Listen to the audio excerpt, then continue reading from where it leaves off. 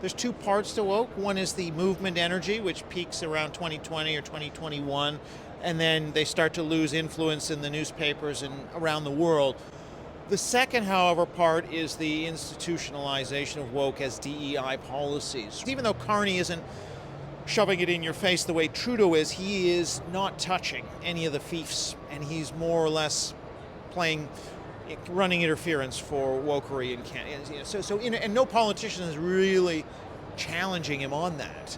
Journalism and commentary 1 year anniversary. I don't believe journalism being funded by the government is the solution. You have to rebuild the foundation. You have to retell the story. Market conservative Other news that actually matters. I hence wanted to ask. Do you think they should answer their questions, especially if they're politically charged with?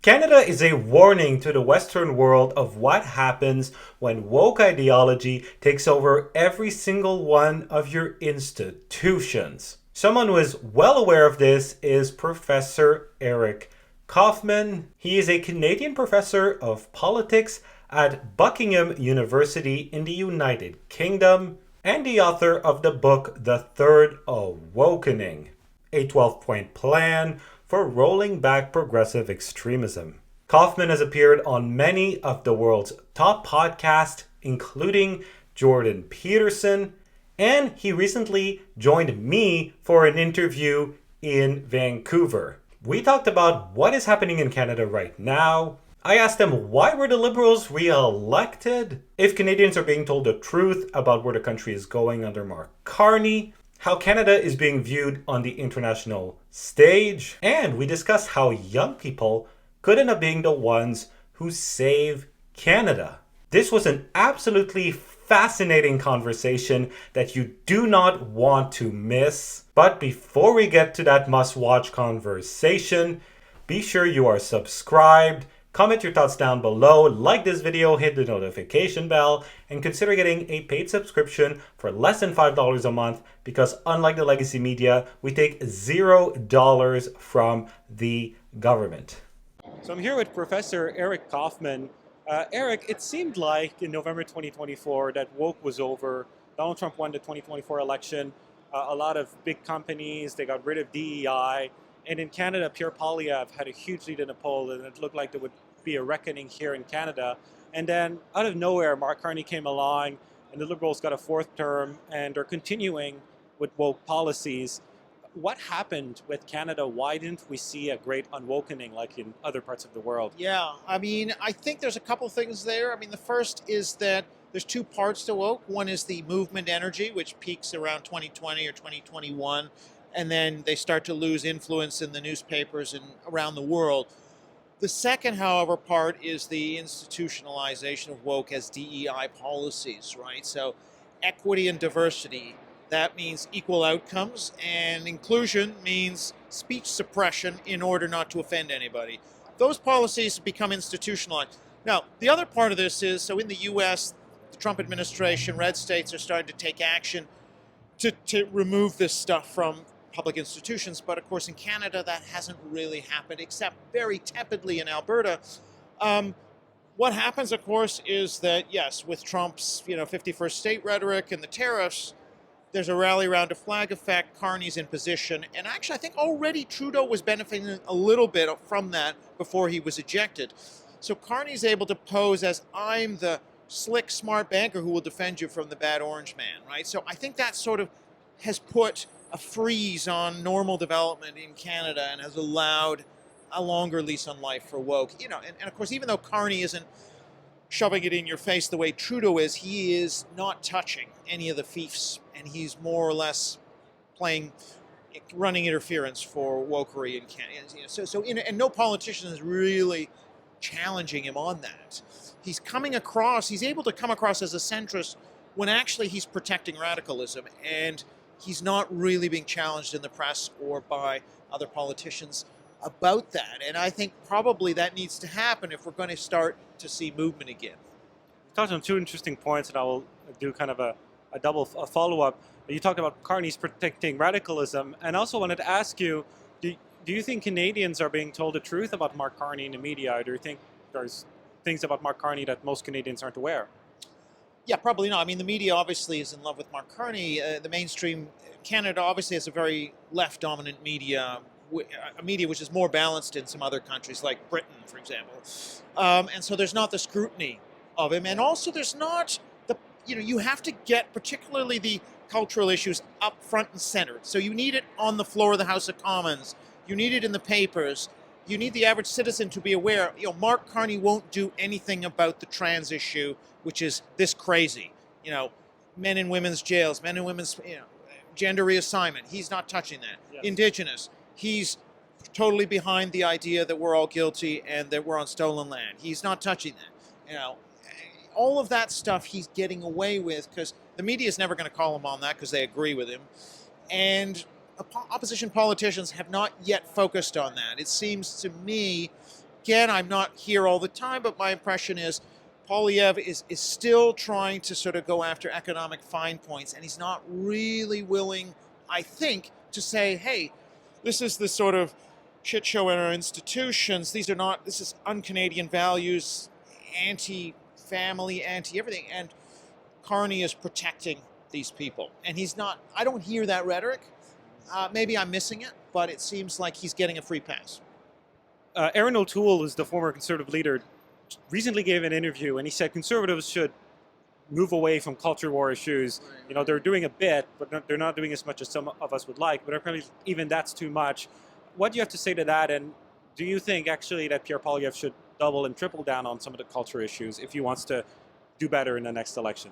Yeah, I mean, well, very simply, I think O'Toole is in the old mold, right, where the left says, Conservatives, you're allowed to talk about economics, you're not allowed to stray outside that sandbox. And O'Toole says, yeah, let's be the useful idiots and let's let the left police the boundaries of acceptable speech so that maybe some centrist voters might think we're okay. Yeah. And that obviously didn't work for O'Toole. No, I think if you look at public opinion surveys on issue after issue, whether it be removing Sir John A. Macdonald, whether it is Canada a racist country, whether it be, should we be have color conscious or color blind policies, on all of these and many, many other questions. I did a survey for MLI. Canadian public is 2-1 against the woke position. So the woke forces have every incentive to want to suppress these debates and enforce and police the bounds of what you can say in polite company. O'Toole wants to sort of be a useful idiot and go along with that. What's required is, in fact, the opposite strategy, which is to push the salience and the visibility of these issues higher and higher up the agenda, where the left is. So somebody should say to Carney, what is a woman? Right. And to put him on the spot, make him answer that question and don't let him out of it. That's what I would envision needs to happen, right? Now, of course, you'll never have that in a federal debate because the mainstream channels will never ask that question. Yes. But somebody needs to sort of get these questions higher up the agenda so people can understand how radical the Liberals actually are in terms of what they are defending in the institutions. And that's what I mean is you need to elevate the culture war. So in Alberta, for example, where Danielle Smith is slowly starting to do some of this thing, and it doesn't seem to me that that's harming her chances at all. I mean, you still have to deliver economically, but I think the more those differences between the parties can be pushed up the agenda, the better. Yeah. And I think a guy like O'Toole, he's simply trying to reflect the talking points of the media elite and the kind of people that have you over to dinner parties in Ottawa. Yeah, that would be a disastrous strategy in my view. So in recent weeks, Canada's gone internationally for a few incidents, including a member of parliament named Leah Gazan, who came up with a new LGBTQ acronym that was, I believe, MMWIG2SLGBTQQ. There was the NDP convention where there was the equity cards and where there was all of this woke charade. You work in the UK, so you spend a lot of time outside of Canada. What is the perception of Canada outside of Canada? Do people view Canada as like the wokest country in the world? Yeah, I think that Canada's a bit of a laughingstock for this kind of stuff that all circulates virally, right? Yeah. And the problem is these politicians and activists are in a bubble. They think that's normal, but once it's exposed to the light of day, it's a laughingstock, right?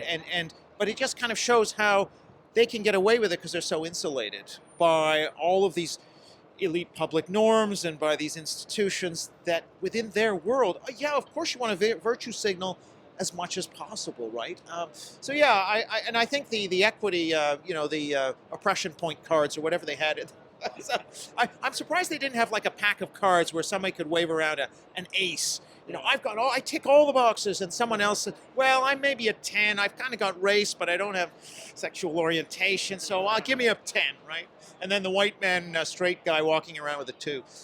But no, I think this is all part of the perception that Canada is kind of the ground zero for wokery, right? I mean, there are other countries that are, have problems too, like New Zealand with its sort of Maori agenda, and Ireland has a lot of wokery. Well, but I think Canada is still in the lead if we're going to put money on a horse. Right. Well, you teach in the UK. The UK has been in the news a lot for censorship, for banning people from entering the country who have views the government deems offensive, for putting people in jail for speech crimes.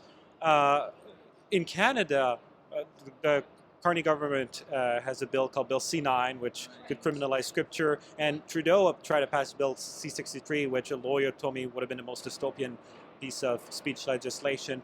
Are you worried that Carney and the Liberals could take Canada to a place like the UK when it comes to free speech? Oh yeah, I am, and I think that is the logical outcome, because really, don't forget, it's not just the law itself, which might, on the face of it, be a bit innocuous.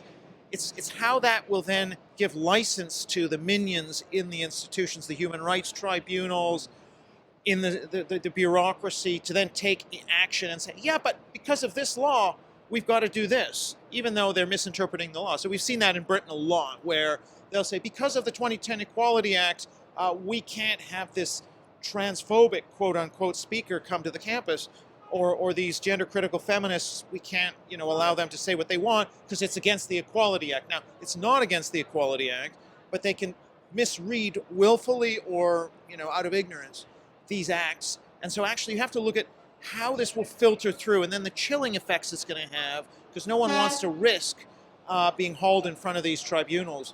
So yeah, I think it'll have an absolutely massive effect.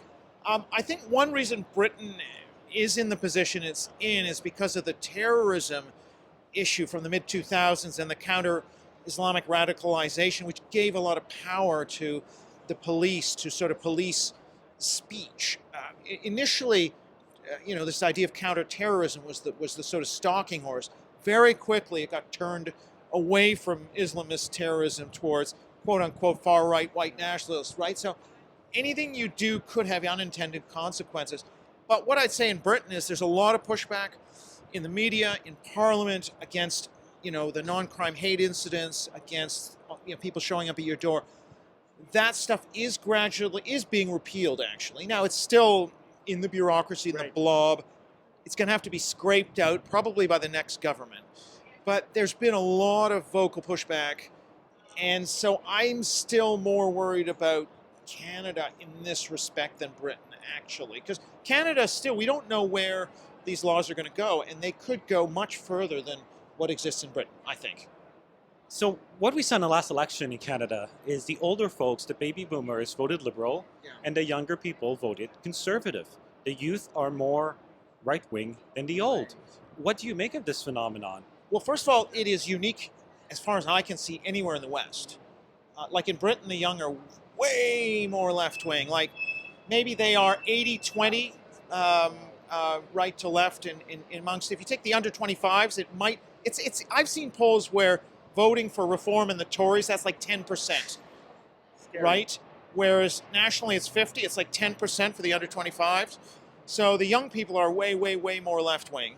Then you have Canada, where the young people are, I think it depends which poll you look at. And Angus Reid, it's maybe not. It looks more like the young are the same as the old. But either way, it is an anomaly. And I think that's very interesting. It also makes me more hopeful for the future of Canada, that you have had a generation that's reacting against indoctrination by progressivism.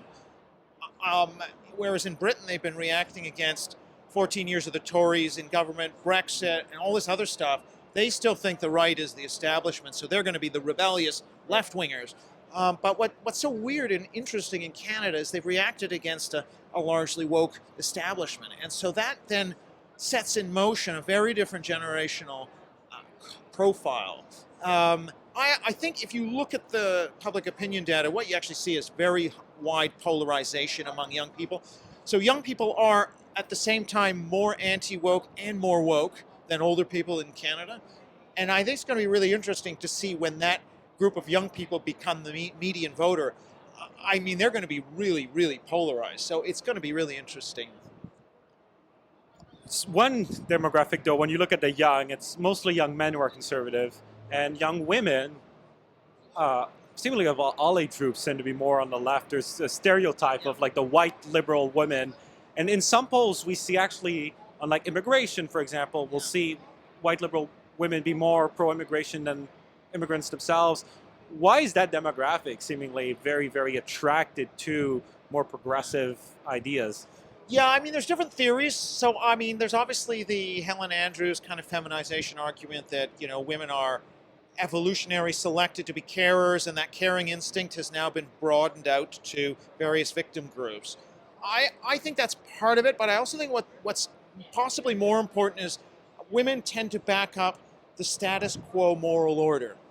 So if the prestigious moral order you're taught by in the schools and in the media and youth culture is woke, then women are going to uphold and conform to that moral order. And I think that's so women, for example, young women, they were more religious, right, at other times and places.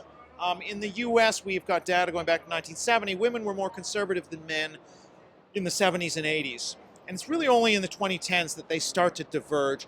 And I think that's really due to the Great Awokening, and they're very much backing up that elite morality, that consensus morality.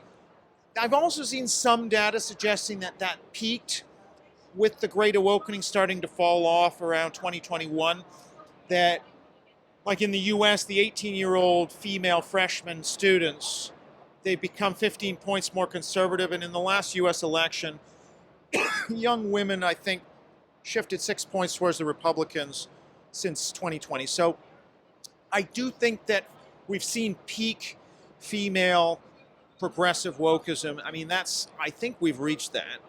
And it's starting to retreat from that high watermark. But right now they are still vastly more woke because young men are the ones who are typically going to rebel against the existing order. And so they're rebelling against whatever they find. In this case, so young men will vote for the populist right across Europe much more than the mainstream right.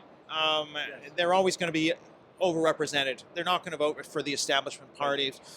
So yeah, young men are the most rebellious.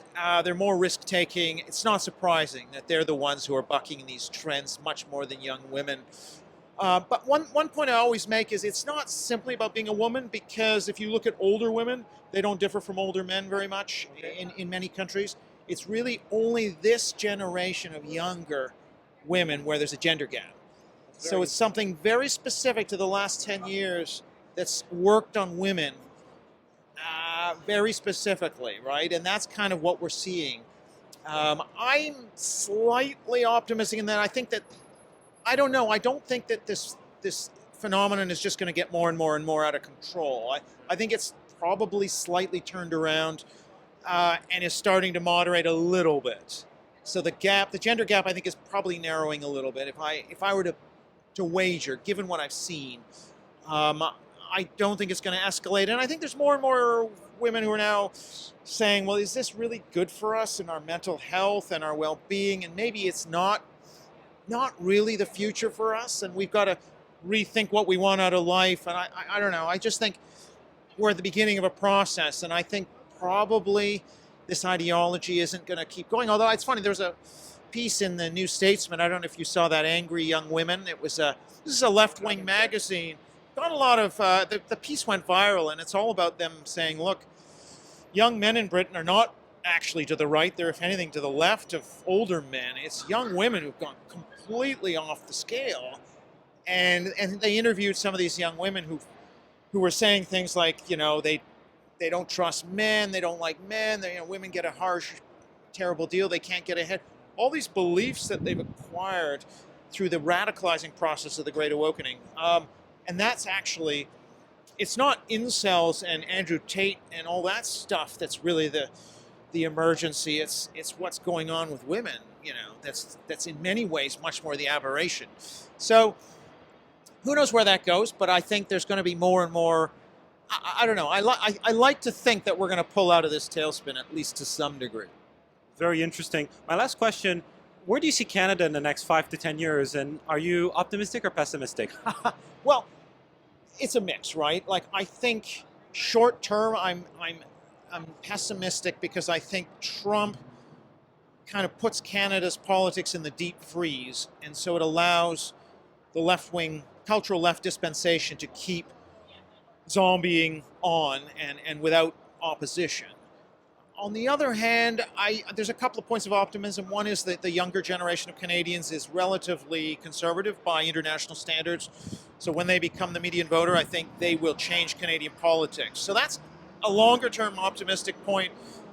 The other point is there is some interesting things happening, like here in British Columbia with first one BC and now the BC Conservative race. We might hear later on from Caroline Elliott and a number of other candidates, and they're really breaking taboos. And so they are really willing now to go into cultural territory. Alberta, similarly, we've seen some policy innovation from Danielle Smith. So I think that's the kind of first green shoots of possibly the beginning of a new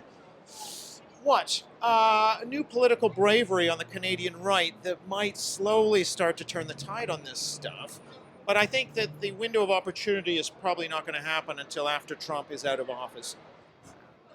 I hope I'm wrong, but I don't think until he's gone, I think the distortion of Canadian politics will remain. All right, Eric Kaufmann, these were all my questions. Thank you. Thank you, Ellie. It's been a pleasure. Well, this sums up our interview. I want to know what you think, so comment your thoughts down below. Like the video if you enjoyed this, subscribe and hit the notification bell if you have not already, and consider getting a paid channel membership for less than $5 a month, because unlike the legacy media, I take $0 from the government. Until next time, God bless.